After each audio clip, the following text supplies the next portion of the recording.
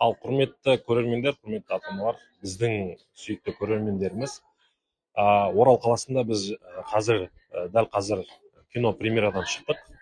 Кино премьерада біз кино түсірілген үш киномызды жарыққа шығардық. Алғашқы көрсетілім ретінде, жабық көрсетілім ретінде ата-аналарды шақырып, осы киноға түскен актерларды шақырып, осындай ерекше іс-шараға куә болып отырмыз бүгін. Ұйымдастырушылардың барлығына рахмет. Сар өнер орталығының қызметкерлеріне, ұйымдастырушыларына өте алғыс білдіреміз. Сонымен қатар отчеттық іс-шарамыз деп айтсақ болатын шығар бұны. Өйткені біз жыл басынан бері бізде тегін оқып жатқан балаларды, актерлік шеберлік сабағында, ораторлық сабақтарын алып жатқан балаларымыздың осы 3-4 айлық нәтижесі осы бір кинода көрініп отыр. Іс-шара өте жақсы өтті деген ойдамын. Балалардың барлығына рахмет айтқым келіп отыр.